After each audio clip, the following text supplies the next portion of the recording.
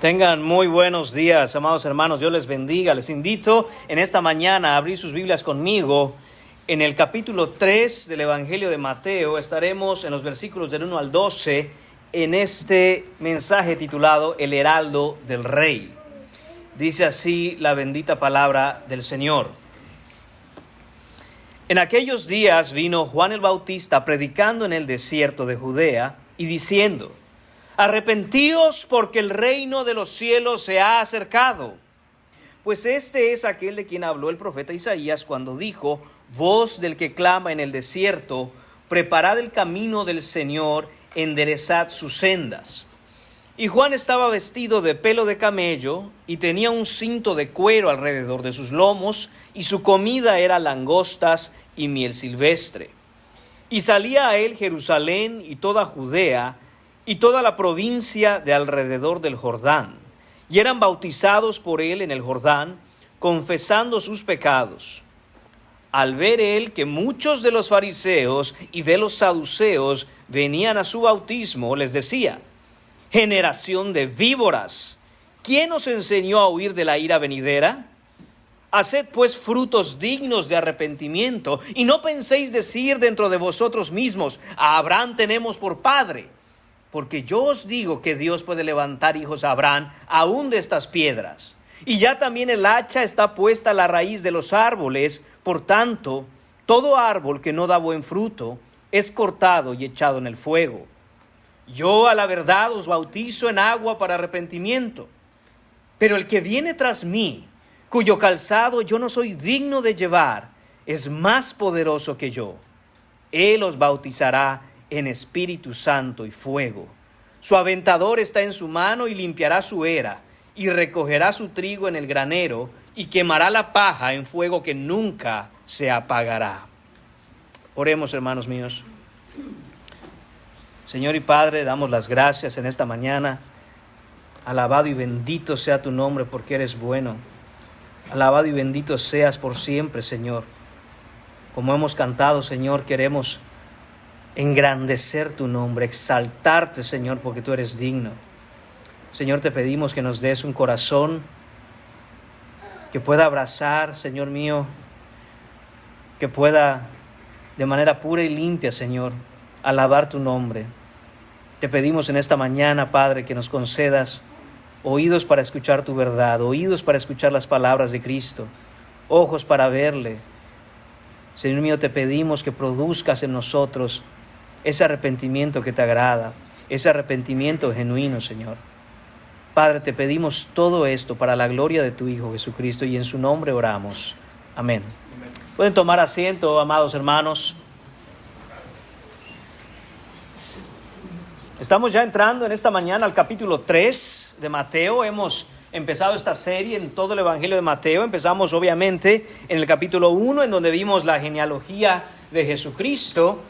Estuvimos viendo también en el capítulo 2, hermanos míos, ahí el nacimiento de Jesús, la visita de los magos de Oriente.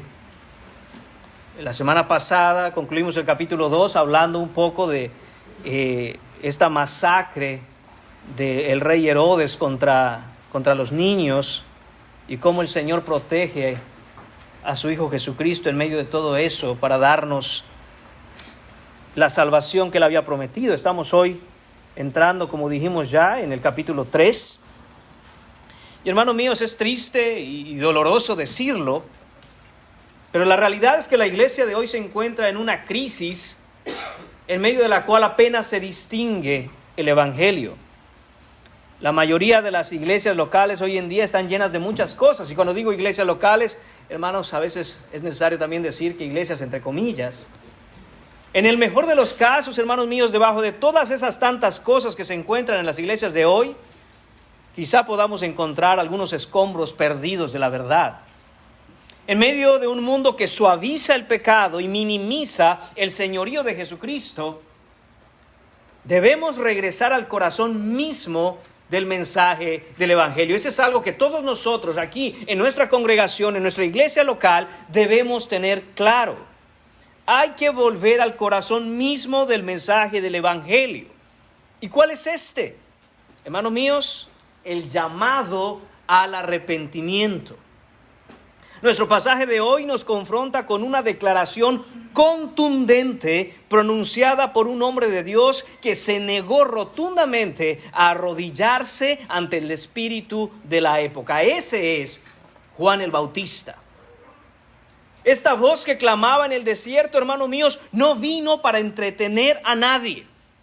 No vino para hacer el entretenimiento de sus oyentes. No vino tampoco para calmar las conciencias de los pecadores, ni mucho menos vino a ofrecer una vida próspera y libre de problemas. Eso no es lo que vino a hacer Juan el Bautista. Vino a declarar con urgencia la absoluta necesidad de alejarse y abandonar el pecado y volverse al único rey que tiene la autoridad para salvar y para juzgar, el rey y juez, el Señor Jesucristo. Eso es lo que vino a hacer Juan el Bautista. A eso es que fue enviado. Y por favor, escúcheme con mucha atención. Si olvida todo lo que se dirá en este mensaje, en esta mañana, no olvide esto. Sin arrepentimiento no puede haber salvación. Es imposible. No hay cielo sin santidad. De eso no tenga la menor duda. Buscad la santidad sin la cual nadie verá al Señor. Nadie puede seguir a Cristo sin darle la espalda al pecado. El mensaje del Evangelio, hermanos míos, comienza tal como lo comenzó Dios por boca de Juan el Bautista. Arrepentíos, porque el reino de los cielos se ha acercado. Y yo le digo una cosa, no importa cuál sea el predicador, no importa cuál sea la iglesia, no importa cuál sea el ministerio, si no hay un llamado claro a abandonar el pecado, a arrepentirse, a llegar a Cristo, hermanos míos, ese ministerio no tiene ningún valor. Ese predicador no sabe lo que predica, porque desde el inicio, desde que Juan el Bautista fue levantado para preparar el camino del Señor, el mensaje es este: arrepiéntanse. No se trata, hermanos míos, de una sugerencia, no se trata de un buen consejo, no es un adorno opcional a la vida cristiana. Hermanos míos, es un mandato no negociable para la salvación. Y ya es hora de que la iglesia recupere esta verdad con la seriedad y la urgencia con la que la proclamó Juan el Bautista. El problema de hoy, hermanos, es que muchos quieren un Salvador que los salve, por supuesto, que los salve del castigo de su pecado, pero pocos quieren un Señor al cual servir y que los libre del poder del pecado. En otras palabras, hermanos, muchos quieren hoy disfrutar del pecado sin tener que pagar las consecuencias del mismo. A ese Salvador todos quieren. A alguien que pueda decirles: no se preocupe, puede usted seguir pecando, puede usted seguir disfrutando de su iniquidad, total que yo lo salvo. Tras de ese Salvador, muchos van hoy y a muchos buscan, hermanos. Quieren añadir a Jesús a su vida sin abandonar su perversidad. Y eso, como dije, es imposible. Estoy aquí para decirles en esta mañana, hermanos, haciendo eco de lo que declaró Juan el Bautista junto al río Jordán hace 2000 años, que la fe en Jesús por el arrepentimiento genuino es la única puerta para entrar al reino de los cielos. Y todos los que estamos aquí, hermanos míos, estamos en uno de dos lugares. O estamos verdaderamente en el arrepentimiento que manda la Biblia, camino a un día llegar a la gloria, o estamos sin arrepentirnos en un camino que, hermanos, no puede llevarnos a otro lugar sino a la condenación. Porque todo aquel que no tiene arrepentimiento genuino no puede acabar en otro lugar. Y no basta con sentir pena por nuestros pecados, no basta con derramar unas cuantas lágrimas por las consecuencias del pecado. El verdadero arrepentimiento significa un cambio radical de corazón, un estado nuevo del alma, una relación viva en sumisión al señorío de Jesucristo. Cualquier cosa menos que eso es una falsificación, cualquier cosa menos que eso es un engaño. Hermanos, y no debemos engañarnos. Amigos míos que estamos aquí en esta mañana, no te engañes. Repito, solo por el genuino arrepentimiento es que tenemos reconciliación con Dios y salvación en Él. El tiempo es corto, el llamado es urgente. Arrepiéntete y sigue a Cristo, porque el reino de los cielos se ha acercado.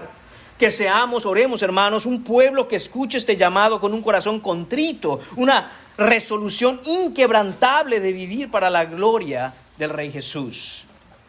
La estructura de nuestro mensaje hoy, hermanos míos, será la siguiente. En los versículos 1 a 4 estaremos mirando el mensajero del arrepentimiento. Es ahí donde pasaremos la mayor parte de nuestro tiempo. Punto número 2 será, versículos 5 a 7, la respuesta al arrepentimiento. Después, versículos 8 a 10, tendremos en el punto número 3, el fruto del arrepentimiento. Para concluir con los versículos 11 y 12, punto número 4, con la señal del arrepentimiento. Todo en este pasaje tiene que ver con arrepentimiento. Así que empecemos, hermanos míos. Punto número 1 en esta mañana, el mensajero del arrepentimiento, versículos del 1 al 4. Dice el versículo 1, en aquellos días vino Juan el Bautista predicando en el desierto de Judea. Aparece en este capítulo 3, hermanos, un hombre, un personaje enigmático para algunos. Es Juan el Bautista. Juan es el hijo de Elizabeth, la parienta o la prima de María, la madre de Jesús. Y su padre es el sacerdote Zacarías, descendiente de Aarón. Recordemos que ellos no podían tener hijos, y sin embargo, un ángel se le aparece a Zacarías anunciándole el nacimiento de Juan. Pero más importante que todo eso, hermanos, Juan el Bautista es el precursor del Mesías venidero. Juan el Bautista es el heraldo del rey. De ahí el título de nuestra predicación hoy. ¿Qué es un heraldo, hermanos? Un heraldo es un representante de un rey. Es un representante enviado, un mensajero enviado de parte del rey para comunicar un mensaje. Dios, hermanos, no solo había prometido enviar al Rey Salvador a su pueblo, como hemos visto en los mensajes anteriores, sino que también había dicho que la manera en que el pueblo se enteraría de la llegada de este rey es que enviaría un heraldo. Enviaría un mensajero. Y eso lo vemos en Malaquías capítulo 3, versículo 1. Dice el versículo 1 de Malaquías 3. He aquí, yo envío mi mensajero, el cual preparará el camino delante de mí. Recordemos que Malaquías es el último profeta del Antiguo Testamento. Malaquías, el libro de Malaquías, es el último libro del Antiguo Testamento. Antes de que el Señor dejara de hablar por 400 años a su pueblo, una de las cosas que dijo es, vendrá el Rey de Gloria. Y antes de que llegue el Rey de Gloria, yo enviaré mi mensajero que preparará el camino delante de él. En esta profecía, hermanos míos, es revelado que la llegada del Rey sería precedida por este mensajero, que habría de preparar al pueblo para su venida. Era costumbre, hermanos, en los tiempos antiguos que cuando un rey iba a visitar una ciudad, se mandara un representante primero para evaluar los caminos y preparar la ruta por la cual el rey había determinado pasar. Además, se hacía saber a la gente de la llegada de este rey para que se le recibiera con todos los honores. A veces nos cuesta trabajo imaginar, pensar, hermanos míos, visualizar qué es un rey. La razón es que no tenemos uno. Y aunque tenemos un presidente, cada país tiene su presidente, hermanos míos, un rey es otra cosa. Un rey es cosa seria, sobre todo en los tiempos antiguos. Cuando el rey pasaba, la gente que estaba en el camino en donde querían ellos estar para ver al rey, tenían que postrarse y bajar la cabeza. No tenían permitido quedarse de pie ante la presencia del rey, porque el rey estaba investido de toda autoridad. Venía vestido majestuosamente. Y esta gente tenía que ser avisada por este mensajero. Prepárense, porque va a venir el rey, pasará por aquí. Y todos tenían claro eso. De alguna manera, hermanos, no es tan diferente hoy en día. Piensa en la visita de un presidente a una ciudad. Quizá esa ciudad, el lugar o el área donde estarán, hace un despliegue impresionante de seguridad. Ese día limpian las calles, pintan lo que esté despintado, arreglan todo. ¿Por qué se hace eso? Y uno que vive ahí dice, solo porque viene fulano. Pues sí, hermanos, porque se quiere recibir a esta persona en autoridad, sea un presidente, un gobernador, de la mejor manera. Eso se entiende hoy en día. Hermanos, eso era lo que tenía que haber pasado en aquel tiempo cuando este heraldo del Rey de Gloria, Juan el Bautista, anunciaba que vendría el Rey. Había que prepararse. Ese es el mensaje. Esto es lo que Dios había dicho, hermanos, con respecto a la llegada de su Rey. Que este heraldo anunciaba, preparaba el camino y que la gente tenía que estar esperándolo. Pero en este caso, hermanos, no se refería a una preparación externa. No se refería a que las calles estuvieran limpias o bien pintadas. Hermanos, se refería a una preparación interna. ¿De qué manera anunciaba Juan que el pueblo de Dios tenía que prepararse para recibir a su Rey? Hermanos, él nos lo dice en el versículo 2. Él estaba ahí en el desierto predicando. ¿Y qué decía? Arrepentíos, porque el reino de los cielos se ha acercado. Hermanos míos, después de esos 400 años de silencio, la primera palabra que Dios habla por medio de su profeta, Juan el Bautista, es esta: arrepentíos. Hermanos, es importante. Si después de 400 años de silencio Dios no había dicho nada, lo primero que dice después de eso es: arrepiéntanse. Hermanos, es que es importante. La palabra arrepentirse, arrepentíos, arrepentimiento, aparece en el Nuevo Testamento alrededor de 60 veces. Y cada vez que aparece es de la boca de uno de los apóstoles, de alguno de los siervos de Dios, sea que estaban predicando o que estaban enseñando el Evangelio. Quiere decir, hermanos míos, que es imposible predicar el Evangelio o enseñar el mismo sin mencionar o hablar del arrepentimiento. El arrepentimiento, hermanos míos, es la línea que divide el cielo del infierno.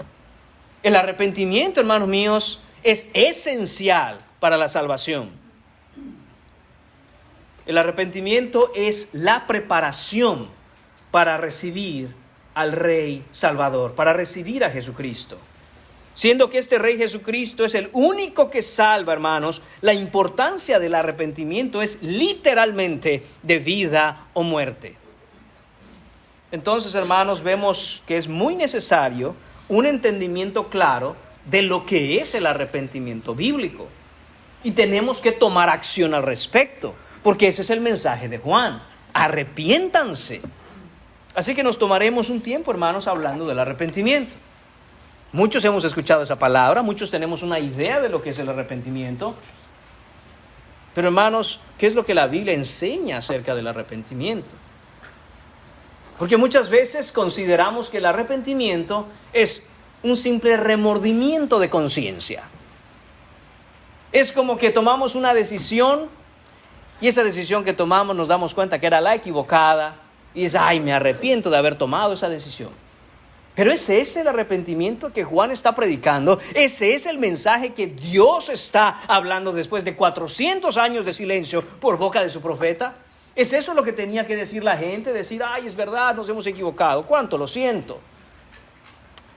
Hermanos míos, el arrepentimiento es mucho más que una simple conducta o un cambio reconociendo la superficialidad del pecado.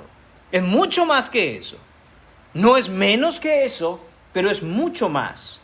Hermanos míos, el arrepentimiento es una transformación del ser interior. El arrepentimiento está profundamente arraigado en la comprensión de la gracia de Dios recibida a través de la obra de Cristo. ¿Qué es eso, hermanos? Suena bonito, suena teológico, pero ¿qué significa?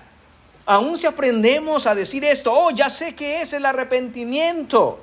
Es un cambio, una transformación interior profundamente arraigada en la comprensión de la gracia de Dios recibida a través de la obra de Cristo. ¿Pero qué es?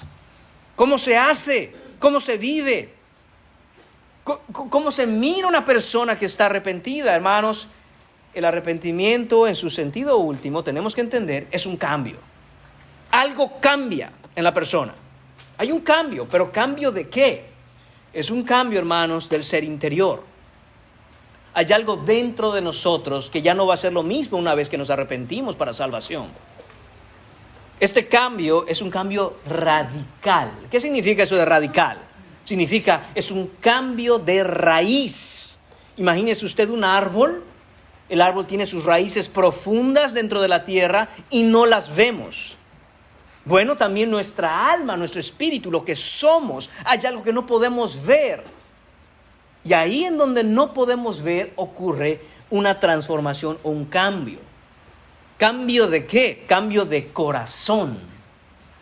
Ahora, tenemos que recordar que el corazón, como la Biblia habla acerca del corazón, no es lo que nuestra sociedad moderna habla acerca del corazón.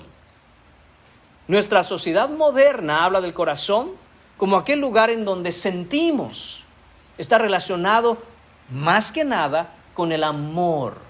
Sin embargo, no es la cosmovisión de la Biblia con respecto al corazón. El corazón en la Biblia significa voluntad. Un cambio de corazón es un cambio de voluntad. Voluntad es es el motor que te mueve a hacer lo que haces. Entonces hay un cambio en esa voluntad y no solo implica, hermanos míos, esa voluntad está controlada, dirigida por la mente. Así que también hay un cambio de mente. Cuando decimos un cambio de mente, es un cambio en la manera de pensar, un cambio en la manera de entender las cosas.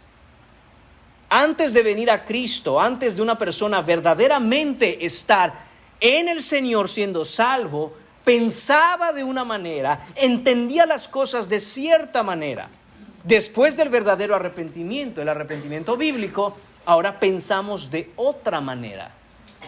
De hecho, pensamos de la manera contraria a como pensábamos antes cuando estábamos en el mundo. Esa es la palabra griega metanoia. Usted quizá va a escuchar o verá muchas veces en las Biblias de estudio de que cuando se habla de arrepentimiento, la palabra es metanoia. Eso es un cambio de voluntad, del ser, del corazón, de la manera de pensar, lo que creemos.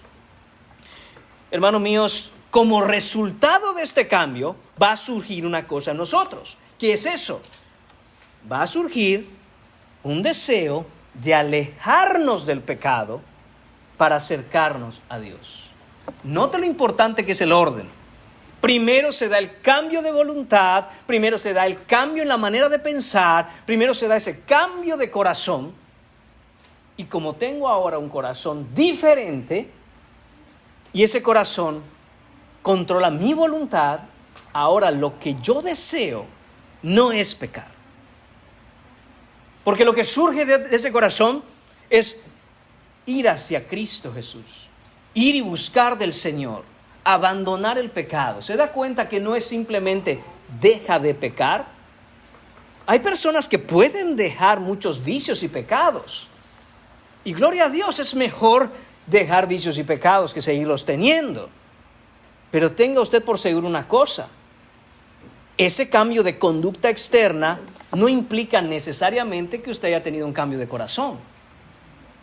Hay alcohólicos, por ejemplo, que se meten en algún tipo de programa, algún tipo quizá de rehabilitación y lo ayudan de tal manera que por su fuerza de voluntad dicen hoy no, y mañana dicen hoy no, y pasado dicen hoy no, y pueden estar así toda su vida y decir nunca más volví a beber.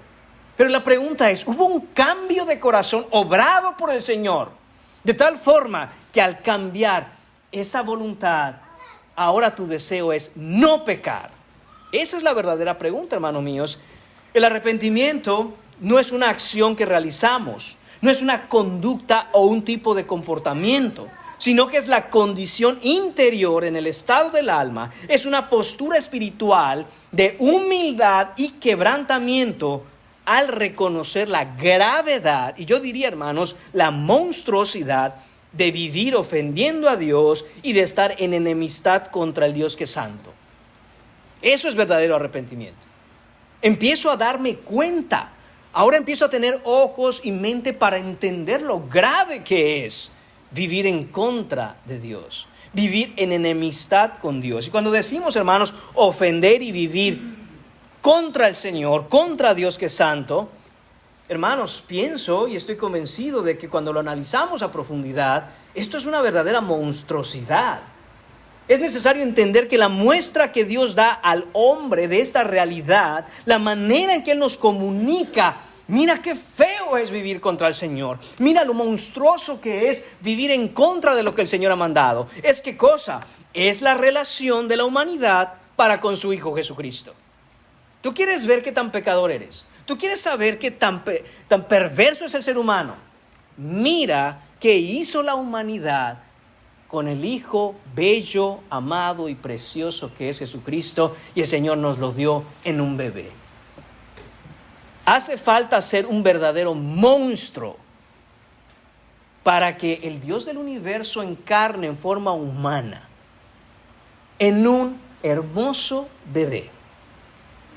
Y lo primero que quiere hacer el hombre es acabar con él, destruirlo, matarlo. Hace falta ser un monstruo, hermanos. Y uno diría, bueno, yo nunca hubiera hecho eso. Bueno, hermano mío, Jesucristo no se quedó como un bebé, Él creció. Y no fue menos santo cuando creció. En todo caso, manifestó de hecho su santidad con mayor fuerza y poder. Y mientras Él crecía en gracia y en estatura, los hombres lo odiaban cada día más. Muchos de nosotros pensamos, hermanos míos, que si Jesús estuviera entre nosotros hoy, o nosotros hubiéramos estado en aquel tiempo cuando Jesús predicaba, yo no iba a ser uno de ellos que lo dio. Porque tenemos un muy alto concepto de nosotros mismos. Porque no entendemos y no sabemos lo que es tener a una persona, a un ser humano, a un hombre que anda en perfecta santidad y perfecta justicia. ¿Sabe por qué odiaron a Jesús siendo Él bueno, manso y humilde de corazón? Porque les decía la verdad. Porque Él no mentía. Porque Él declaraba y mostraba, atravesando los corazones con el poder de su predicación y sus palabras, que todos eran pecadores. Hermanos, esto es lo que está ocurriendo. Y cuando el ser humano puede entender esto, cuando el ser humano puede darse cuenta de su propia pecaminosidad y perversidad, entonces se va a producir un cambio en la voluntad misma. ¿Cómo puedo yo ser tan rebelde en contra de alguien que es tan bueno como Jesús? ¿Cómo es posible que mi vida constantemente me quiera arrastrar hacia lo que es malo cuando Jesús es tan bueno? ¿Cómo puedo ser así, hermanos míos? En Romanos capítulo 7, Pablo describe esa lucha y esa condición que él tiene con respecto, hermanos, a lo que él mira en su propia vida. Él sabe que en su corazón alberga las verdades del Evangelio. Él sabe que su corazón está constantemente siendo llenado por la verdad de la palabra. Y sabe que Dios es bueno y que la ley es buena. Pero también mira en sus miembros que su carne se rebela contra la ley que es buena. ¿Y qué es lo que ocurre en Pablo cuando mira eso? Él grita, hermanos míos, con un grito de dolor: miserable de mí. ¿Quién me librará de este cuerpo de muerte? Esas son las palabras de un hombre arrepentido. Cuando mira su propia pecaminosidad y dice: ¿quién me puede librar de esto? Y él mismo se da la respuesta y dice: pero gracias sean dadas a Dios por nuestro Señor Jesucristo. Es solo en Jesucristo. Hermanos míos, cuando reconocemos que cada uno de nosotros en mayor o menor medida somos por naturaleza como Herodes, del cual hablábamos el domingo pasado, entonces ese cambio se produce en nosotros. Ese cambio se produce o es provocado por una relación con Cristo que antes no se tenía. No podíamos ver la belleza de Cristo, no podíamos ver qué tan amoroso, qué bueno, qué tan compasivo y lleno de gracia es Jesús. ¿Y qué tan malo soy yo? Pero cuando vemos eso, hermanos míos, entonces somos receptores de su misericordia. Entendemos la profundidad de nuestra pecaminosidad y el inmenso amor de Dios demostrado en la obra expiatoria de Cristo en la cruz. Y nuestro corazón entonces es quebrantado. Y entonces se produce un sincero alejamiento del pecado, porque no queremos seguir en aquello que puso a nuestro Señor en la cruz. Hermanos, si nosotros podemos leer cualquiera de los evangelios y pasar por la crucifixión de Jesús como si usted estuviera leyendo cualquier post en Facebook, hermanos, entonces no tenemos ojos para ver a Cristo. Estamos ciegos a la realidad de su divinidad, de su gracia, de su santidad y de la obra que Él hizo en esa cruz. Porque el corazón regenerado, al ver a su Salvador, al entender quién es Él y ver cómo lo colgaron a esa cruz, hermanos míos, van a haber lágrimas. Y quizá muchas veces no habrán lágrimas físicamente, pero tenemos un corazón que se nos quiebra en pedazos, porque sabemos lo que está pasando. Sabemos lo que está pasando. No es posible, hermanos míos, que un cristiano pueda ver estas cosas y mirar la obra de Jesús en la cruz y su sacrificio y vivir como si nada. En la sociedad en la que vivimos hoy, hermanos míos, la gente se quebranta más, se entra en un choque más profundo, se le parte el corazón más profundamente cuando atropellan un perro en la calle que cuando ven al Salvador siendo crucificado. Esa es la sociedad en la que vivimos. Ese es el grado y profundidad del pecado en el que esta sociedad se encuentra. No atropelles a un cachorro. No estoy diciendo que sea nada bueno eso, hermanos. Solo estoy diciendo el grado. No puede ser que veamos eso. Y sociedad protectora de animales y esto, y estamos quebrantados, y la gente llora y se levanta en contra. Mira qué brutalidad, incivilizado. Pero leemos la crucifixión de Cristo y vemos su sacrificio, vemos cómo derrama sangre, vemos qué es lo que le hacen, lo abofetean, lo insultan, lo humillan. Sí, Cristo murió por mí. Hermanos, un corazón regenerado tiene dolor por las consecuencias de su pecado sobre su Salvador. Tiene un profundo dolor por haber ofendido a Dios, por buscar dañar y destruir aquello que es bueno. El apóstol Pablo, hermanos, describe que hay una tristeza que nos viene de Dios, que hay una sana tristeza que viene de Dios. En 2 de Corintios capítulo 7, versículo 10, Pablo contrasta esta tristeza según Dios que lleva al arrepentimiento genuino con la tristeza del mundo que produce muerte. Vea lo que dice, mire en 1 de Corintios capítulo 2, versículo 7. De hecho, versículo 10, hermanos. Porque la tristeza que es según Dios produce arrepentimiento para salvación, de que no hay que arrepentirse, pero la tristeza del mundo produce muerte. Le voy a leer otra traducción, porque parece casi un trabalenguas lo que nos escribió Pablo. No, el problema no es Pablo, somos nosotros que no entendemos. Pero mire la traducción un poco más moderna. Dice, hay una clase de tristeza que Dios desea que suframos, que nos aleja del pecado y trae como resultado nuestra salvación. No hay que lamentarse por esa clase de tristeza. ¿Se da cuenta usted de eso? Muchas veces buscamos simplemente estar bien, sentirnos bien. Pero Pablo nos dice, cuidado, hay una tristeza por el pecado, una tristeza por ver las consecuencias de la pecaminosidad, de la perversidad de la humanidad y del pecado en nosotros mismos, que produce una tristeza que no debemos rechazar. Hay una sana tristeza que no debemos rechazar, un sano quebrantamiento que nos acerca al Señor y entonces produce ese arrepentimiento genuino. Pero, dice Pablo, la tristeza del mundo a la cual le falta arrepentimiento resulta en muerte espiritual.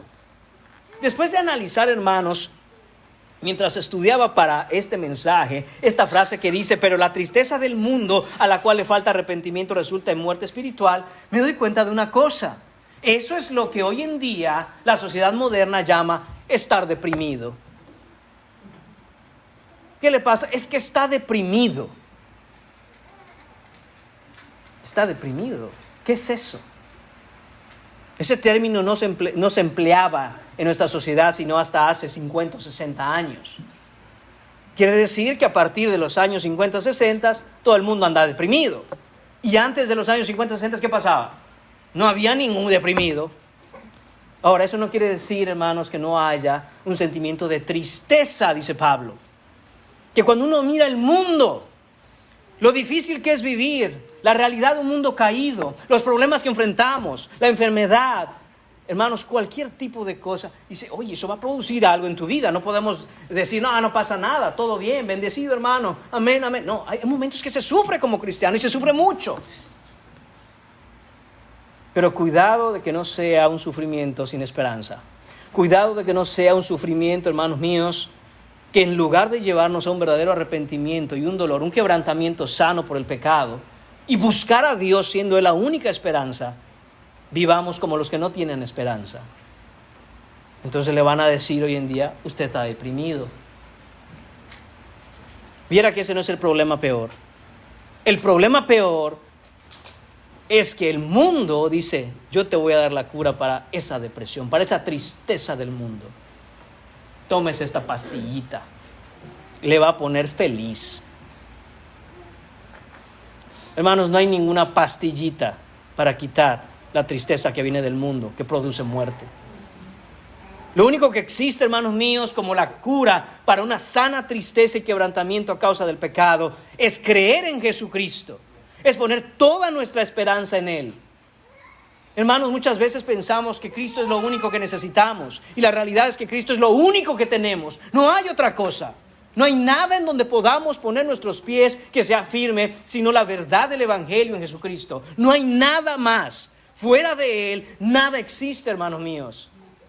Por eso es necesario saber si estamos en Él. Esta condición, hermanos míos, esta condición interna que es el arrepentimiento, se caracteriza básicamente por 4 cosas. La primera es una convicción de pecado. Una verdadera convicción de pecado. ¿Qué significa una convicción de pecado? Hermano, sencillo. Es creer que lo que la Biblia dice que es pecado, lo es. Y mirar que en mi vida existe pecado y decir, soy pecador. Lo soy. No existe un cristiano, hermanos míos, que pueda decir, yo no tengo pecado. Porque el tal, dice la Biblia, es un mentiroso. Lo que podemos decir como cristianos, hermanos, es, yo soy pecador. Pero Él no lo es. Pero Cristo no lo es. Yo le voy a fallar, pero Cristo no le va a fallar. Yo quizá peque contra ustedes, pero Él nunca va a pecar, porque Él no tiene pecado. Es Él. Nuestra esperanza es Cristo Jesús. Es Jesús el Rey, el Mesías, el Salvador. Él nos puede liberar y nos quiere liberar y tiene el poder para liberarnos de nuestra condición. No hay otra opción, hermanos míos, y no hay otra salida. Segunda cosa que un verdadero arrepentimiento tiene, hay una tristeza según Dios. Hay un quebrantamiento, como acabamos de leer. Hay un quebrantamiento por el pecado. Hay un dolor por el pecado. No, uno no puede estar bien si es cristiano después de haber pecado. No se siente bien. No está bien. Está aturdido. No puede pensar bien. ¿Qué te pasa? No, nada. A veces decimos no, nada, porque sabemos que hemos pecado. Y sabemos que lo que está pasando es que no me siento bien. Porque el alma añora, ansía, desea, busca una reconciliación con Dios. El alma no fue hecha para estar en desconexión de su Creador, sino para estar en comunión con Él. Y el pecado ha hecho una brecha entre el alma del hombre y Dios. De tal manera que el pecado es un obstáculo, hermanos míos, para nuestra comunión con Él. Hay que ir y postrarnos al Señor y confesar nuestros pecados. Como nos dice 1 de Juan, capítulo 1, versículo 9. Porque si confesamos nuestros pecados, Él, hermanos, es fiel y justo para perdonarnos nuestros pecados y librarnos y limpiarnos de toda maldad. Además, hermanos míos, hay un deseo, un anhelo, una convicción también de apartarse del pecado. No queremos regresar a ello. No nos gusta ya. Caímos, tropezamos, fuimos engañados, fuimos seducidos por la perversidad del mismo pecado que nos ofrecía un momento de placer. Pero después de eso, hermanos, nos damos cuenta que todo era una mentira y no queremos volver a caer. ¿Y por qué caemos de nuevo? Porque somos seducidos, nos dice Santiago capítulo 1. Somos engañados. No se deje engañar nuevamente. Y cuarta, hay una fe en Cristo. Ese arrepentimiento genuino no puede separarse de la fe en Jesús, porque si nos apartamos del pecado, la única verdadera opción que nos queda es acercarnos a Dios. Si no hay eso, hermanos, entonces no hay un genuino arrepentimiento. Dicho sea de paso, hermanos, no pensemos, no creamos que podemos nosotros tener un perfecto arrepentimiento. Porque si bien es cierto que no podemos tratar el arrepentimiento de manera superficial, también es cierto, hermanos, que cuando vemos todos los pasajes de la Escritura en donde nos presentan qué es un verdadero y bíblico arrepentimiento, nos presentan, hermanos míos, la fotografía perfecta de lo que es un hombre arrepentido. Y nadie es perfecto aquí. Recuerde lo que decíamos en predicaciones pasadas. Podemos obedecer al Señor fielmente, aunque no podamos obedecer al Señor perfectamente. El arrepentimiento inicia con ese cambio en nuestro corazón que ahora quiere a Cristo y entiende que solo puede tener salvación en Él. Pero no podemos, hermanos míos, esperar de una persona que acaba de arrepentirse un arrepentimiento maduro como el de un hombre o una mujer, un cristiano, una cristiana que ha estado 20, 30, 40 años en el Evangelio. Si nosotros quisiéramos exigir eso de un nuevo creyente, de un converso que es un bebé espiritual, pues estamos locos, porque ni uno, cuando uno vino al Evangelio, hermanos, no vino sabiéndolo todo. Pero una cosa sí sabíamos, en verdad creímos, que solo en Cristo hay salvación y que yo soy pecador y le necesito a Él. De ahí se espera, hermanos, que entonces esa semilla empieza a crecer, ese árbol empieza a levantarse y un día dar esos frutos dignos de arrepentimiento. Si eso no ocurre, estamos en un problema. Pero de nuevo, hermanos, no podemos esperar ni en nosotros mismos ese perfecto arrepentimiento, aunque estamos en dirección a Él, estamos camino y avanzando a tener ese perfecto arrepentimiento. El arrepentimiento, hermanos míos, trae esperanza al alma humana. El arrepentimiento trae una profunda esperanza para el alma humana porque está íntimamente ligado, hermanos, a la gracia de Dios en Cristo Jesús. Reconociendo, hermanos, que Jesús no vino al mundo para condenar al mundo, sino para que el mundo sea salvo por Él. La palabra arrepiéntete, hermanos, debemos entenderla por lo que es. La palabra arrepiéntete, ese llamado al arrepentimiento, no es un llamado ni una palabra condenatoria, sino esperanzadora.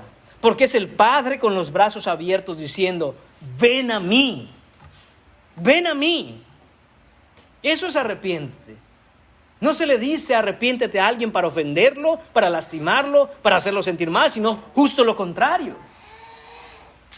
A hombres sin esperanza en este mundo se les ofrece la mayor de las esperanzas por el Padre, con los brazos abiertos diciendo, date la vuelta y ven a mí. Eso significa arrepentirse. La esperanza del arrepentimiento, hermanos, no se encuentra en nuestra capacidad o en nuestra fuerza para alejarnos del pecado, sino en la seguridad de que Dios no solo está dispuesto, sino además es poderoso para perdonar a quienes acuden a Él con un corazón contrito y humillado. Esa es la esperanza del arrepentimiento, que Él es poderoso para hacerlo, aunque yo no pueda.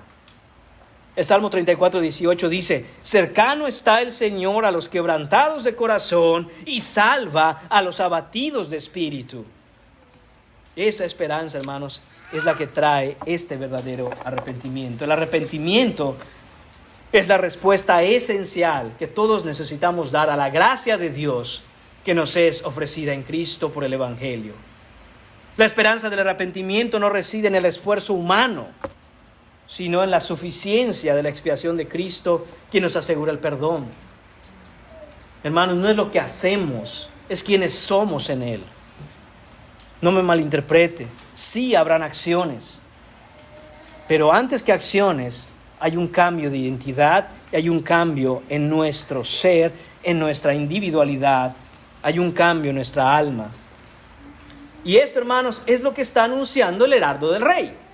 Esto es lo que está gritando a todo pulmón Juan el Bautista. Arrepiéntanse. 400 años nuestro Dios ha guardado silencio. Y el pueblo está desesperado. Y el pueblo no sabe qué hacer. Y el pueblo está oprimido bajo su pecado y oprimido bajo la religión de obras muertas que se proclamaba en ese momento en Israel. Y entonces viene el mensaje de esperanza. Y Juan el Bautista es levantado para decir: arrepiéntase. ¿Cómo sabemos, hermanos, que lo que dijo Juan el Bautista es cierto? ¿Cómo sabemos que verdaderamente él es ese heraldo? Hermanos, en el versículo 3 dice: este es aquel de quien habló el profeta Isaías cuando dijo: voz del que clama en el desierto, preparar el camino del Señor, enderezad sus sendas. Esto estaba profetizado, se levantaría uno que vendría en el desierto, y Juan está en el desierto. Y dijo que su anuncio iba a ser: preparen el camino del Señor, enderecen sus sendas. En una palabra, Juan lo resume y dice: arrepiéntanse. Pero no solo eso, hermanos. Vemos también que en el versículo 4 dice que Juan estaba vestido de pelo de camello y tenía un cinto de cuero alrededor de sus lomos, y su comida eran langostas y miel silvestre. Este no es un dato, hermanos, curioso para decir: ay, qué extraña persona es este Juan. Qué hombre tan raro, ¿no? Mientras que todo el mundo andaba decentemente y civilizadamente vestido, a él le gustaba andar ahí amarrado de pelo con un cinturón de cuero, comiendo ahí miel silvestre y langostas. No es un dato, hermanos míos, como dije, ahí de adorno o curioso. Hermanos míos, en Malaquías capítulo 4, versículo 5, se confirma la escritura cuando Dios dice: he aquí, yo os envío al profeta Elías antes que venga el día de Jehová. Ya hemos visto que en el capítulo 1 el Señor había dicho por el profeta Malaquías que iba a enviar a su mensajero. En el capítulo 4 nos da la identidad de ese mensajero y dice el Señor: yo les voy a enviar al profeta Elías. Entonces hay que saber algo del profeta Elías, hermanos. No nos da tiempo para saber todo lo que hay que saber acerca de Elías, pero sí algo que es necesario para entender lo que estamos leyendo. En Segunda de Reyes, hermanos míos, en el capítulo 1, usted leerá que el rey Ocosías tuvo un accidente en su casa de Samaria. Él se cae por una ventana. No sé, hermanos míos, ni la escritura nos revela qué tanto hacía el rey en una ventana, pero se nos cae de ahí y entonces se lesiona, se lastima y está enfermo y no sana. Entonces lo que hace él es que envía mensajeros a consultar nada más y nada menos con el dios de Ecrón. ¿Quién era el dios de Ecrón? Belcebú, el príncipe de los demonios. Entonces Dios habla al profeta Elías y le dice: intercéptame a esos mensajeros de Ocosías y diles que cómo se atreve a ir a consultar con Belcebú como si no hubiera Dios en Israel. Y dile que por cuanto él va a consultar con Belcebú, él no va a sanar y morirá. Regresan estos hombres, hermanos míos, y le dicen al rey Ocosías: ¿sabes qué? Fíjate que nos apareció un varón de la nada y nos dice que esto y esto, y que te vas a morir. Entonces el rey Ocosías dice: ¿quién es este varón? ¿Cómo era? ¿Y qué nos dice el versículo 8 del segundo libro de Reyes, capítulo 1? Ellos respondieron: un varón que tenía vestido pelo y ceñía sus lomos con un cinturón de cuero. Entonces él dijo: ese es Elías. Hermanos, así se vestía Elías. Porque para que alguien diga, ¿quién era? Estaba vestido así: es Elías. Es que esa era la manera acostumbrada del profeta Elías para vestirse. No solo eso, hermanos. En el capítulo 2 vamos a ver que Eliseo andaba con Elías, su maestro. Y entonces le es revelado a Elías que Dios lo iba a arrebatar al cielo en un torbellino. Y le dice: ¿sabes qué? Me voy a otra ciudad, quédate aquí, me van a llevar y pues debemos apartarnos. Y dice Leo: vive Jehová y vive tu alma, que no te abandonaré. Y así van de ciudad en ciudad como por 2, 3 veces. Y le dice: ¿sabes qué? El Señor me está llamando al Jordán y me va a llevar. Dice: vive Jehová que yo no te voy a dejar, yo estaré contigo. Y eso es exactamente lo que ocurre. Viene un torbellino, Eliseo lo mira, Elías nunca muere, hermanos, sino que es llevado por el Señor, nunca probó muerte, y se lo llevan. Entonces Eliseo recoge el manto de Elías con esa doble porción de unción. Y esa fue la última vez, dice la Escritura, que Eliseo miró a Elías. ¿Dónde? En el Jordán. Entonces, hermanos míos, después de 400 años, en el desierto, aparece un hombre vestido con pelo de camello, con un cinturón de cuero, anunciando el mensaje de arrepentimiento. La gente tenía que haber entendido, ese es Elías. No puede ser otro. Vestido como Elías, nos lo ponen, nos lo dan. La escena que se nos pinta es ahí, en el Jordán, cuando había Elías desaparecido siglos atrás. El que conectaba los puntos decía, este es el profeta Elías. Es él. De hecho, hermanos míos, el mismo Jesús declararía la identidad de Juan como el Elías que había de venir en Mateo capítulo 11, versículo 10. Porque este es de quien está escrito, he aquí yo envío mi mensajero delante de tu faz, el cual preparará tu camino delante de ti. Y versículo 14, si queréis recibirlo, él es aquel Elías que había de venir. Esto, hermanos míos, garantiza, prueba y certifica que todo lo que Juan predicó es la palabra del Rey que él había recibido, hermanos míos, probablemente antes de la fundación del mundo. Dios habría preparado todo para el surgimiento de este heraldo que anuncia la salvación en Cristo Jesús. Juan nos dice, arrepentíos porque el reino de los cielos se ha acercado. Y esta proclamación, hermanos míos, que está haciendo Juan a todo pulmón, no solo se la estaba diciendo a los hombres de su época, sino que nos la está diciendo a todos hoy. Hay buenas noticias para los pecadores que quieren arrepentirse. Hay buenas noticias para los que están oprimidos por el peso del pecado. Hay buenas noticias para aquellos que están sin esperanza. Vengan a Dios, arrepiéntanse y vengan a Cristo, hermanos míos. Ese es el mensaje de hoy para nosotros. Y ese es el mensaje para todos los que estando sentados aquí, aún no han venido en arrepentimiento y fe a Jesucristo. Juan, 2000 años atrás, dijo esto y es tan vigente hoy como lo fue en aquel momento. Arrepiéntanse. Hay esperanza para los que se arrepienten. Hay perdón para los que se arrepienten. Hay una nueva vida para los que se arrepienten. Hay perdón de pecados y hay vida eterna para los que se arrepienten. Si no ha habido ese cambio en tu vida, que ese cambio en tu vida sea hoy.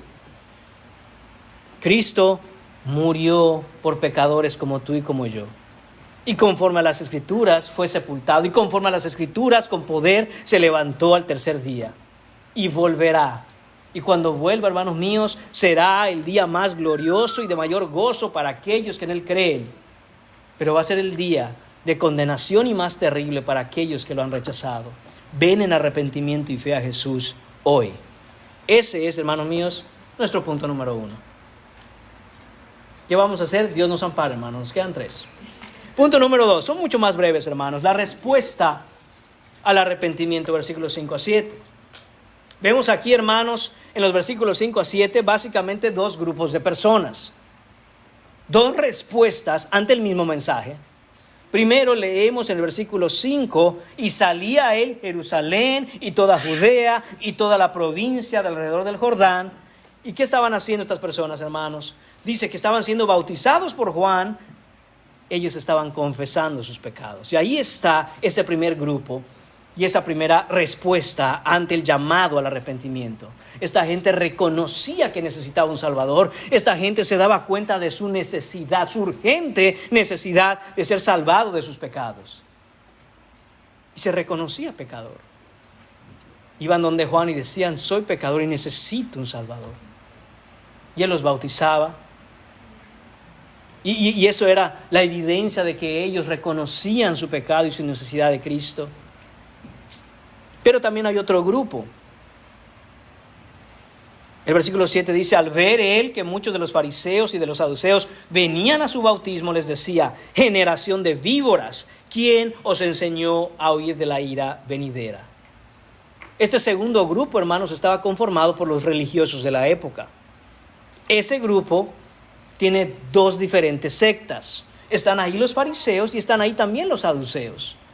¿Por qué están mencionados esas 2 sectas en este grupo? Hermanos, porque son los 2 extremos de la misma religiosidad. Por un lado, los fariseos que tenían su confianza en que ellos cumplían con las reglas de su religión. Por lo tanto, Ellos estaban ahí con un interés hipócrita, nada más mirando a todos aquellos que se metían al agua ahí donde Juan y decían, mira esa gente pecadora. Y ahí se van a remojar, qué ridículos. Lo que deben hacer es cumplir las reglas. Porque ellos no se veían a sí mismos como pecadores. Porque ellos no tenían pecado. Y si cumplo con todo, hasta hago más de lo que se me pide. No hay razón por la cual yo necesitar un Salvador. El día que el Rey vuelva, yo creo que hasta nos van a aplaudir, porque la manera en que llevamos nosotros la religión es al pie de la letra. Mientras que en el otro extremo, también religiosos, pero están los saduceos. Los saduceos vendrían a ser, hoy en día, hermanos míos, esta idea de un cristianismo progresista, en donde tranquilos, no pasa nada mientras creas en Cristo, no hay problema, mira, de todas maneras perteneces a la religión nuestra. Cuando venga Jesús va a decir, ¿dónde están los saduceos? Cuando venga el Rey, porque no sabían que era Jesús, cuando venga el Rey va a decir, ¿dónde están los saduceos? Porque esos son mis favoritos. Oye, pero no llevan las cosas a pie de la letra, no importa, lo importante es pertenecer a una religión y creer en Dios. ¿Tú crees en Dios? Bueno, mira, creer en Dios, cada quien tiene su forma y su manera. Tranquilo, mientras tú creas en tu corazón, tú estás bien. Hermanos, tristemente es la manera en que muchos creen que es la vida cristiana. No es así. No es como yo quiera, no pasa nada. No vamos a ponernos muy serios con las cosas de Dios. Lo importante es que llegas a la iglesia. Mientras tú llegues y te agarra ahí Dios, mira, tranquilo. No es así, hermanos.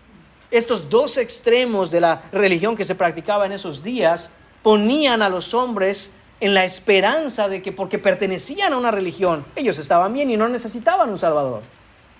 ¿Y cuál fue, hermanos míos, entonces la reprensión que hace Juan contra ellos? Hermanos, es durísima. Dice la palabra de Dios, hermanos míos, no lo dice uno. Generación de víboras. La palabra generación es traducida en otro texto como nido de víboras. La idea aquí, hermanos míos, es esta. Juan les está gritando en la cara, ustedes son unos hijos del diablo. Eso es lo que les está diciendo Juan. Ustedes no son hijos de Dios. Ustedes no necesitan a Jesús, dicen ustedes.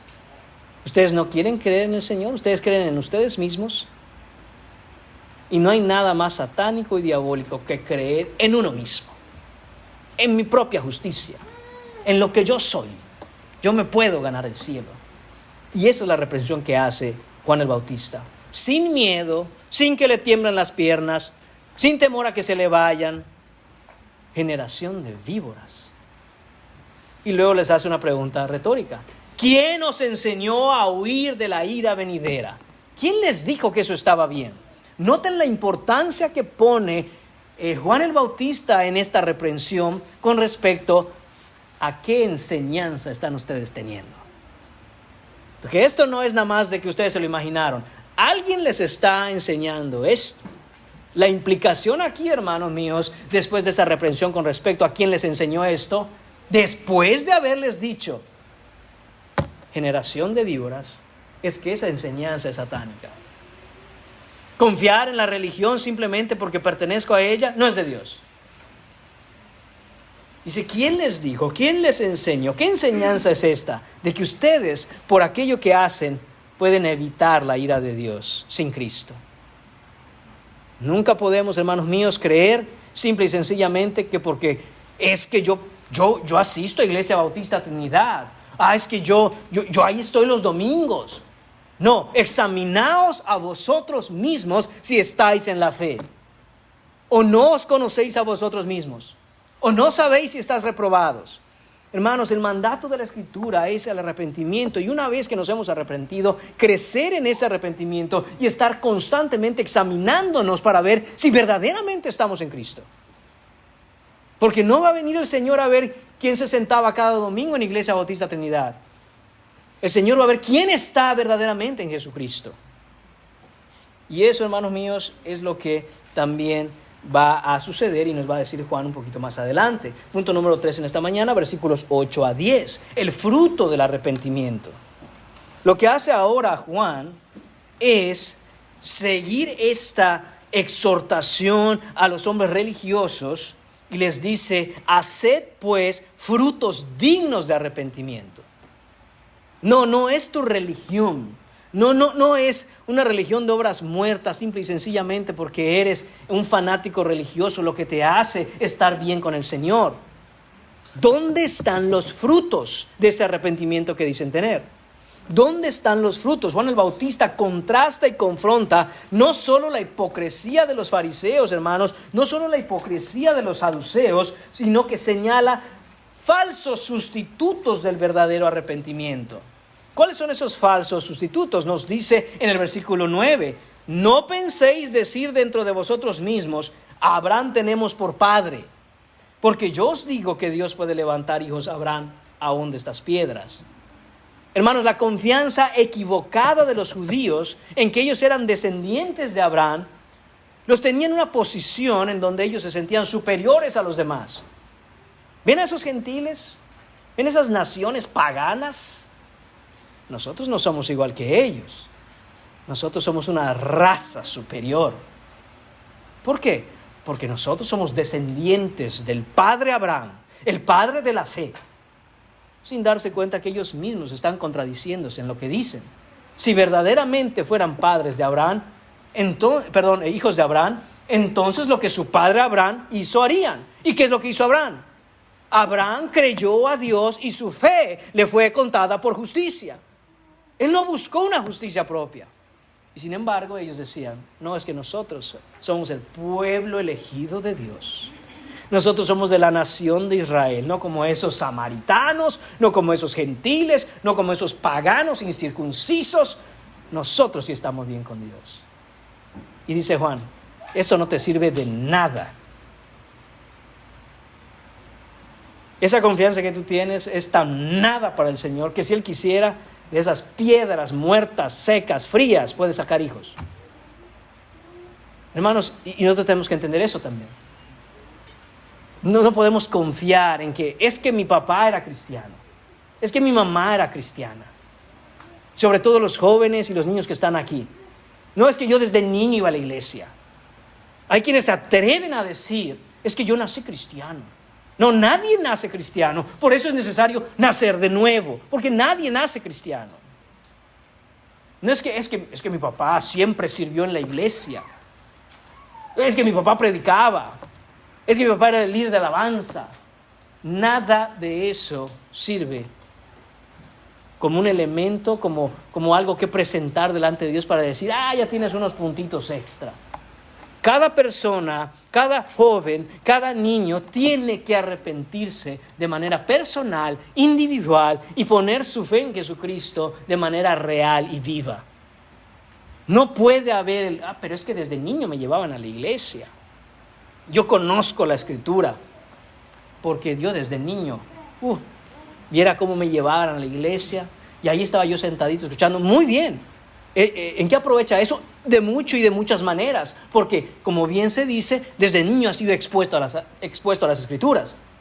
Pero eso en sí mismo, sin un arrepentimiento genuino, no sirve de absolutamente nada, no tiene ningún valor. Juan desmonta esta falsa seguridad y les dice, de las piedras Dios puede levantar hijos. Y después de eso los advierte de la urgencia de ese arrepentimiento genuino, porque hay consecuencias inminentes e ineludibles para los que no se arrepienten. No hay escapatoria para los que no se arrepienten, hermanos míos. Versículo 10, y dice, ya también el hacha está puesta a la raíz de los árboles, por tanto, todo árbol que no da buen fruto es cortado y echado en el fuego. Entonces, empieza Juan el Bautista en estos dos versículos primero a decir, den frutos dignos de arrepentimiento. Y después les dice, porque el árbol que no da fruto será cortado y echado en el fuego. Hermanos, si bien es cierto, como hemos dicho, que el arrepentimiento es algo que ocurre de manera interna, una vez que eso ha ocurrido de manera genuina, habrán evidencias, habrán frutos. Los árboles buenos dan frutos buenos y los árboles malos dan frutos malos. Y no puede dar el árbol bueno frutos malos, ni el árbol malo frutos buenos. Hermanos, es un principio en la creación misma. Eso es imposible. Entonces el que no dé fruto, dice, es cortado y echado en el fuego. Esta es la severa advertencia del juicio inminente y la necesidad de fructificar espiritualmente hablando, hermanos. ¿Y qué es ese fruto? ¿Cuál es ese buen fruto que hay que dar? No confundamos, hermanos míos, nuestras buenas obras que Dios preparó de antemano para que anduviéramos en ellas por la fe, por la gracia de Dios, que son una evidencia de nuestra salvación, que son una consecuencia lógica de ahora tener un nuevo corazón, con el fruto de la manera en que Dios habla en la Escritura. Gálatas capítulo 5, versículos 22 y 23, hemos mencionado este versículo muchas otras veces desde este púlpito. Este es el fruto cristiano, hermanos. Literalmente el Señor nos dice en su palabra, el fruto del Espíritu es. Este es el fruto de un corazón regenerado. Este es el fruto de un corazón verdaderamente arrepentido. Amor, gozo, paz, paciencia, benignidad, bondad, fe, mansedumbre, templanza. Allí está el fruto. Y si nota usted, nada de lo que dice la Biblia con respecto a ese fruto en este pasaje, cuando habla del fruto del Espíritu, son acciones que realizamos o conductas que llevamos a cabo o comportamientos que se nos pidan. Porque antes de esas acciones y antes de hacer todo eso, se nos pide que seamos. Primero somos, después hacemos. De nuevo, amor, gozo, paz, paciencia, benignidad, bondad, fe, mansedumbre y templanza.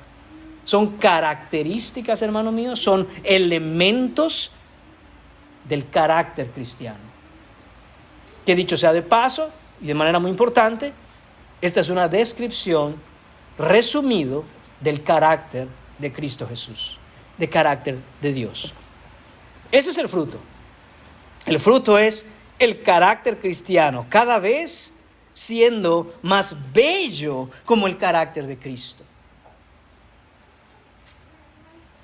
El problema, hermano mío, es con servir, con hacer, con llevar a cabo conductas, con comportarse, sin un carácter verdaderamente transformado por el Señor, es que tarde o temprano mostraremos lo que verdaderamente somos. Pon a servir en la iglesia a alguien que no tiene un carácter cristiano y prepárate para los problemas. Prepárate para los problemas. Si aún con el carácter cristiano, hermanos, vamos a enfrentar problemas, pero en medio de esos problemas el carácter cristiano, que es amor, que es gozo, que es paz, que es mansedumbre, se pueden resolver esos problemas de una manera que sea honra a Dios. Pero cuando no, hermanos, el fruto no es hacer un montón de cosas en la iglesia. El fruto es un carácter que se demuestra desde casa, en el trabajo, entre los hermanos y obviamente cuando estamos en la iglesia. Ese es el fruto. Y por último, hermanos, la señal del arrepentimiento. Punto número 4, versículos 11 y 12. Nos dice Juan el Bautista: yo a la verdad os bautizo en agua para arrepentimiento, pero el que viene tras mí, cuyo calzado yo no soy digno de llevar, es más poderoso que yo. Ese es Jesucristo, hermanos. Juan el Bautista está diciendo: hay uno que viene tras de mí. Yo soy el heraldo, yo soy el precursor, yo soy el mensajero. Y ni siquiera soy digno, hermanos míos, de ponerme su calzado. Es como Juan diciendo: esos zapatos me quedan grandes. Yo no puedo llevar el calzado que él. Él es más poderoso que yo. ¿Y qué nos dice? Él os bautizará en Espíritu Santo y fuego. Juan el Bautista, con agua para el arrepentimiento, hermanos, preparaba a la gente para que ellos estuvieran listos para recibir al Salvador. El papel de Juan es actuar como ese heraldo que señala el evento principal, la aparición de Jesucristo, el libertador mesiánico que inauguraría el reino de Dios en la tierra. Juan bautiza a esos corazones arrepentidos con agua, preparándolos para la llegada de Jesús. Pero, hermanos, ese bautismo de Juan sería reemplazado cuando el Mesías prometido, el Rey de Gloria, Jesucristo, los bautizara, hermanos míos, sumergiéndolos con su Santo Espíritu. Esto es lo que nos dice Hechos capítulo 2, versículos 16 a 21. En los postreros días, dice el Señor, derramaré mi espíritu. Esto es, hermanos míos, lo que está citando Hechos desde Joel capítulo 2, versículo 28. Eso es lo que ocurrió cuando se inaugura la iglesia del Señor con el Pentecostés y el derramamiento del Espíritu Santo sobre ellos. Ellos fueron bautizados de tal manera que vieron la señal sobre sus cabezas como lenguas de fuego. A eso se está refiriendo Juan el Bautista aquí. Esto es solo agua. Y esto les prepara a ustedes para recibir un bautismo que es mayor, que es más profundo, que es diferente, de otra naturaleza, que es más poderoso. Y es que ustedes serán sumergidos en el Espíritu de Dios mismo. Y fuego vendrá sobre ustedes. Ese fuego, hermano mío, representa dos cosas. Por un lado, juicio, pero también purificación. Hebreos capítulo 12, versículo 29 nos dice que Dios es fuego consumidor. De tal manera que cuando el Espíritu de Dios viene sobre el creyente, hermanos, ese Espíritu no deja de ser fuego. La diferencia es que no nos mata, sino nos purifica. No nos juzga, sino nos transforma. Y del mismo modo que los 3 jóvenes israelitas estaban en el horno de fuego de Nabucodonosor, y Cristo se paró entre ellos, y cuando salieron esos hombres de ahí no olían ni a humo. Así, hermanos míos, cuando viene el Espíritu de Dios sobre nosotros, su fuego nos purifica. Pero ese mismo fuego que purifica al creyente, también, hermanos míos, consume al incrédulo. Viene el juicio con ardor y hervor de fuego para todos aquellos que no creen en Cristo Jesús. Y les dice más, les dice en el versículo 12, su aventador está en su mano y limpiará su era, recogerá su trigo en el granero y quemará la paja en fuego que nunca se apagará. Un aventador, hermanos, ¿qué es? Es lo que se conoce como un bieldo. ¿Qué es un bieldo? Es una herramienta que utilizan los agricultores, es una especie de rastrillo o trinchete con que se separa el trigo de la paja después de ser trillado, después de haber sido cultivado. Se usa ese trinchete para estar separando lo que es basura de lo que es el trigo, la semilla, el fruto. Y dice que Él está haciendo eso, el Señor está limpiando su era. ¿Qué es una era, hermanos míos? Es un terreno, es un solar, una parcela, un campo, en donde se trabaja trillando los cereales. Todo el mundo que escuchó esto en ese momento, que estaba más familiarizado con el tema de la agricultura, de estar trabajando la tierra, lo entendió perfectamente. La separación del trigo, los creyentes, de la paja, los incrédulos, hermanos míos, es lo que nos está diciendo Juan el Bautista. El trigo se recoge en su granero y la paja se quema con fuego. Y ese fuego es inextinguible, hermanos. Es inaplazable, es imparable. Y terminamos esta predicación, hermanos, haciendo la siguiente pregunta. ¿Eres tú trigo o eres tú paja? ¿Qué eres? Hazte esa pregunta hoy. ¿Eres tú trigo? ¿Ese trigo que vendrá el Señor a separar y lo llevará a su granero? ¿O estás entre el trigo, pero eres paja? Y si Cristo viniera hoy mismo, serías esa paja que el Señor está limpiando con su aventador para acumular todo ese montón de basura y prenderle fuego. La única manera, hermanos míos, de estar seguros de que somos trigo y no paja es el arrepentimiento. Es el arrepentimiento que nos ha predicado Juan, es el arrepentimiento que nos predicó Pedro, es el arrepentimiento que nos predicó Pablo, es el arrepentimiento que nos predicó Jesús mismo. Y es el arrepentimiento, hermanos, que todo ministro, todo pastor, todo hombre de Dios debe proclamar. Arrepiéntanse y crean en Cristo para perdón de sus pecados y para recibir, hermanos míos, la vida eterna. En el primer sermón del apóstol Pedro, después de haber presentado, hermanos míos, en Hechos capítulo 2, todas las evidencias de la Escritura que mostraban a Cristo como ese Rey de gloria, hermanos míos, vemos que hay, hermanos, una acusación directa ante los judíos, diciéndoles Pedro: sepa ciertísimamente toda la casa de Israel que a este Jesús a quien vosotros crucificasteis, el Señor lo ha hecho Cristo. Eso fue suficiente para entonces abrir los ojos de esa gran multitud y parar a Pedro y decir: Pedro, deja de exponer el texto, deja de exponer la escritura, deja de explicarnos qué significa. Llega a la aplicación. ¿Qué haremos?, gritaron ellos. Inmediatamente Pedro le responde: arrepentíos. Arrepentíos. Hermanos míos, que venga un arrepentimiento sincero en aquellos que aún no lo tienen, y a los que ya se han arrepentido y están en Cristo, que crezcamos en un arrepentimiento cada vez más maduro, creyendo y confiando que es Él el que hace la obra en nosotros. Oremos, hermanos.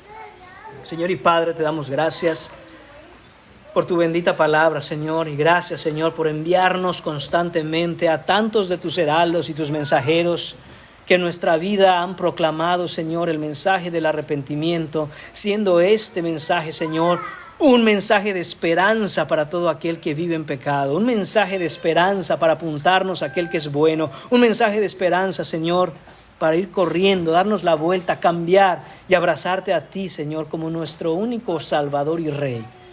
Pedimos, Señor, que bendigas nuestra congregación, Señor, derramando ese arrepentimiento en nuestros corazones, que sea genuino y que te honre, Señor. En el nombre de Jesús te lo pedimos y para su gloria. Amén.